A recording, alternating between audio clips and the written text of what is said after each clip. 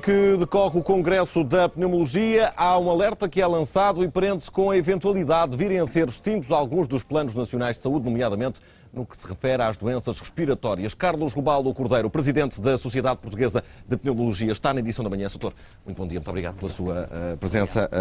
Como está? Como é que olha para esta possibilidade? Bom, eu não quero acreditar, julgo que neste momento ainda não há o verdadeiro conhecimento do que se vai passar com o novo Plano Nacional de Saúde. Não quero porque isso estaria em completo contraponto. Mas foi tornado público que era um dos grupos que estava em risco. Em risco, exato. Mas repare que, por exemplo, ainda ontem a Direção-Geral de Saúde promoveu um encontro no sentido de aprovar uma declaração para uma vida saudável e que, de facto, tem um enfoque principal na prevenção e no controle das doenças crónicas, nomeadamente em 4 áreas: cardiovascular, oncologia, diabetes e doença respiratória.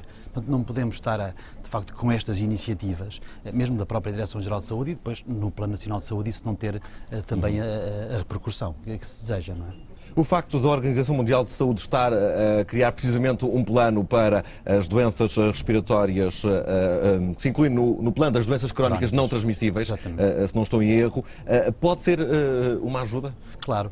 Em 2008 a OMS criou precisamente um plano de ação global para as doenças respiratórias, para as doenças crónicas não transmissíveis. Nestas 4 áreas, que são as áreas que representam o maior volume de doença em todo o mundo, portanto, a área cardiovascular, a oncologia, a diabetes e a doença respiratória, no sentido de abordar, numa perspectiva preventiva e de controle, estas doenças. Porque, na realidade, o que se verificou, por exemplo, com o anterior Plano Nacional de Saúde, que agora está a terminar, 2004-2010, é que nas áreas onde houve, de facto, um apoio, um suporte institucional, como, por exemplo, na área cardiovascular, e muito bem, os indicadores de saúde melhoraram e muito, mais de 80%. Quer dizer, a acessibilidade dos doentes, a prevenção das doenças, a melhoria dos indicadores de doença cardiovascular foi notória. E na doença respiratória está-se a verificar o contrário. Ainda estamos a sofrer um pouco as consequências dos hábitos tabágicos mais antigos. Está a melhorar, mas não tão acentuadamente como seria desejável. Também temos um envelhecimento da população, que condiciona a doença crónica respiratória. Portanto, a doença respiratória aumentará e estas ações são importantes para que possa haver uma coordenação. Mas isso não são mais razões para que as doenças respiratórias estejam nos eixos estratégicos da saúde em Portugal? Claro, e são. Portanto, eu não quero crer, eu não posso acreditar que assim seja. Até aqui não tem sido assim, pelo menos têm surgido muitas críticas nesse sentido, ou contra este facto. É verdade, há notícias que têm surgido, de facto, de que haverá 6 áreas prioritárias no próximo Plano Nacional de Saúde: cardiovascular, diabetes, infecção VIH e outro tipo de infecções, saúde materno-infantil, a doença oncológica e também os acidentes de viação. São tudo áreas importantes, mas obviamente que a doença respiratória tem que também estar incluída nestes eixos estratégicos, não é? Quais são atualmente as doenças respiratórias com mais prevalência em Portugal? Olha, a doença pulmonar obstrutiva crónica, segundo os estudos ultimamente realizados, pensa-se que cerca de 14% da população portuguesa possa sofrer desta doença. A asma brônquica é também uma doença, sobretudo em idades mais jovens, é a doença crónica infantil mais frequente. 11, 12% dos jovens sofrem de asma brônquica, portanto é uma doença muito frequente. Depois as infecções respiratórias, as pneumonias, as infecções sazonais são também uma área muito importante, para além do cancro do pulmão, que ainda está longe de estar a diminuir. Há cerca de quase 4.000 novos casos por ano, portanto é de facto uma doença também muito prevalente. E são doenças cujos tratamentos podem ficar em causa se de facto este plano avançar? Não tanto os tratamentos, eu julgo que é mais o problema da prevenção. Eu acho que a inclusão da doença respiratória como eixo estratégico, portanto, como pilar essencial das estratégias da saúde em Portugal, prende-se mais com a necessidade, porque não há área onde a prevenção seja mais importante que não seja como a doença respiratória, porque de facto o principal fator... Mas o que é que está a falhar a esse nível? Porque a prevenção, nomeadamente no que toca ao tabagismo, e já aqui enumerou como uma das principais causas das doenças respiratórias, parece não surtir grande efeito.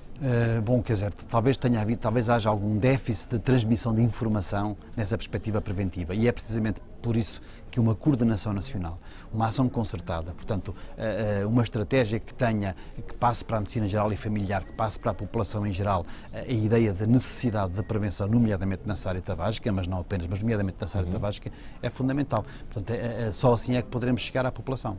Doutor, e que cuidados devemos ter naqueles que dependem exclusivamente de nós e que não estão associados, obviamente, a causas genéticas, para uma boa saúde respiratória?